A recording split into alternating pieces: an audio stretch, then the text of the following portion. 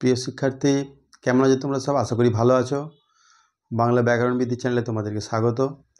আর এই সপ্তাহে যারা আমাকে বা এই চ্যানেলটাকে সাবস্ক্রাইব করেছো তাদেরকে জানাই অসংখ্য ধন্যবাদ, এবং যারা সাবস্ক্রাইব করোনি তাদেরকেও ধন্যবাদ। তোমরা অবশ্য দেখছো ভিডিওটা, কিন্তু সাবস্ক্রাইব করতে ভুলে গেছো। আর সাবস্ক্রাইব করলে কোনো রকম পয়সা কাটে না, আমি এর আগেও বলেছি আর এখনও বলছি। আজকে যে বিষয়টা নিয়ে আমি আলোচনা করব, দেখো, তৎপুরুষ সমাস। এই তৎপুরুষ সমাসের অনেক রকম স্টুডেন্টদের মধ্যে একটা কনফিউশন থাকে, অনেক রকম বিভাজন আছে।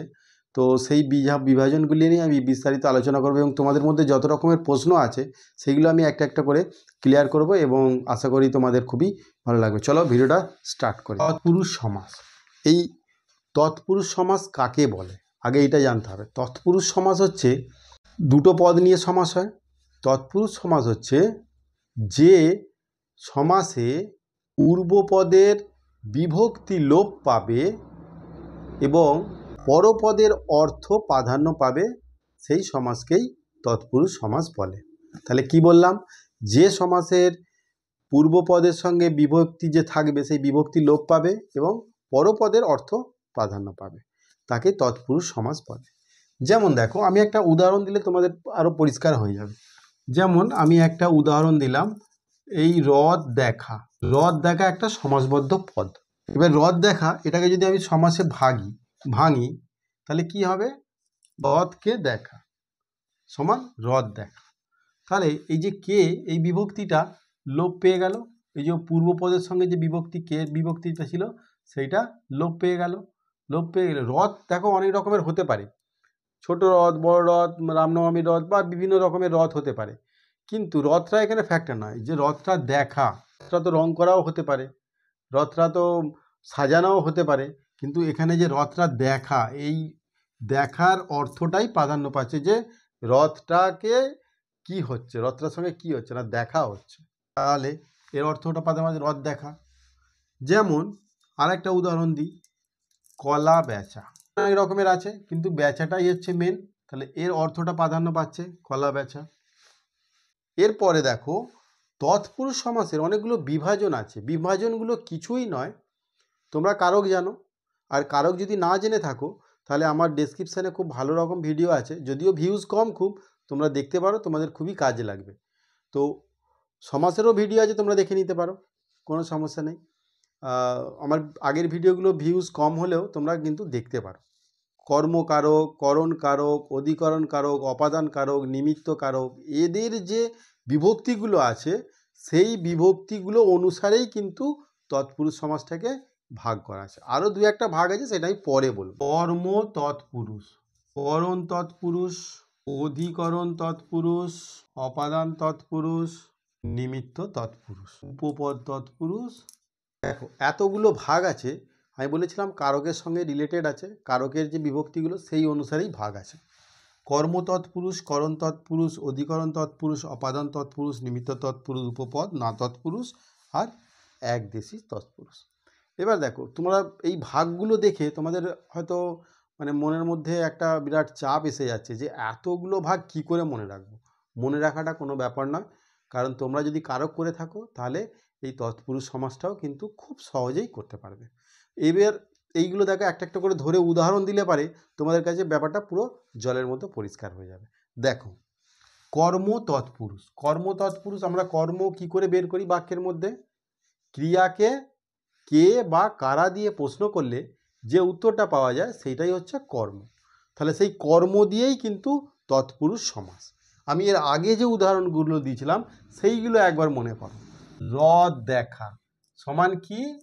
হ্রদকে দেখা, তাই তো? হ্রদকে দেখা। এবার প্রশ্ন করো, এই যে দেখা, কি দেখা? কি দেখা না হচ্ছে হ্রদ দেখা। তাহলে এই যে কি দিয়ে যে প্রশ্ন করলাম, যে উত্তরটা এলো হ্রদ, এইটাই হচ্ছে কর্ম। তাহলে এইটা হচ্ছে কর্ম তৎপুরুষ। বুঝতে পারলে?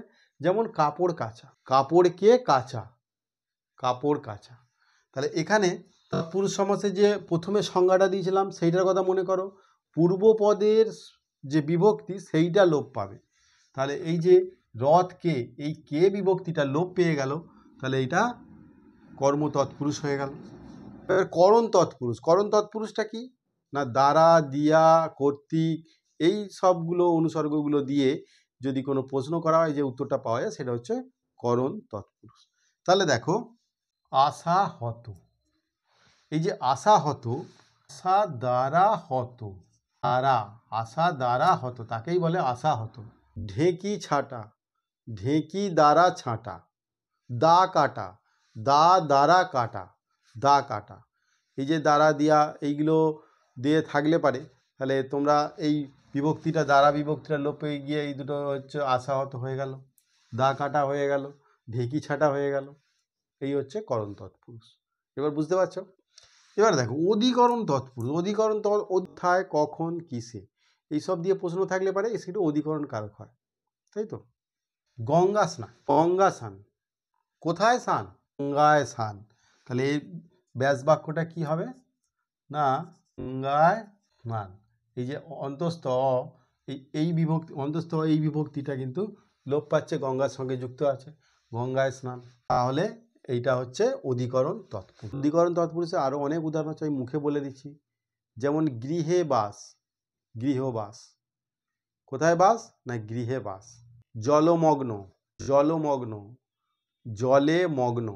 জেলবন্দি, জেলে বন্দি, এই যে এ বিভক্তিগুলো এইগুলো কিন্তু লোপ পেয়ে গিয়ে অধিকরণ তৎপুরুষ হয়ে গেল। এবার দেখো অপাদান, অপাদান কারকটা মনে করো, অপাদান হইতে থেকে এইসব দিয়ে প্রশ্ন করলে যে উত্তরটা পাওয়া যায় সেটা হচ্ছে অপাদান।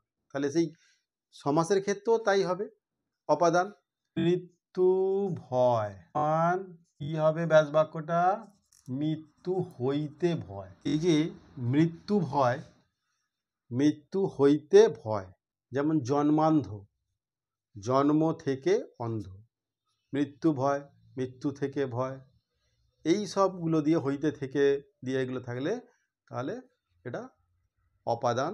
নিমিত্ত কি না জন্য, হেতু এইসব দিয়ে প্রশ্ন করা হয় কারকের বেলায়, আর এইসব দিয়ে যখন সমাস হবে তখন এই জন্য হেতু কিন্তু বিভক্তিগুলো এর সঙ্গে যুক্ত থাকবে। জন্য, হেতু এই সমস্ত যে অনুসর্গগুলো, তপবন, তপবন সমান তপের জন্য যে বনটা, মানে তপের জন্য বন, তপবন।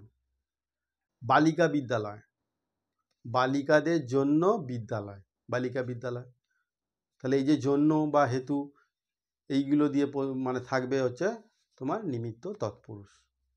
আশা করি ব্যাপারটা বুঝতে পারছো। এবার দেখো উপপদ তৎপুরুষ। এই যে উপপদ তৎপুরুষ এইটাতে অনেকের কনফিউশন আছে। উপপদ লাস্ট এগুলো হচ্ছে কারকের সঙ্গে হয়ে গেল রিলেটেড, বাকি যে তিনটে আছে এইগুলো কিন্তু কারকের সঙ্গে রিলেটেড নয়।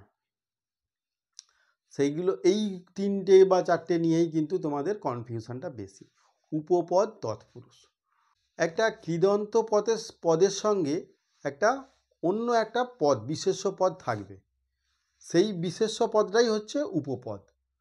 এবার বলো কৃদন্ত পদ কি?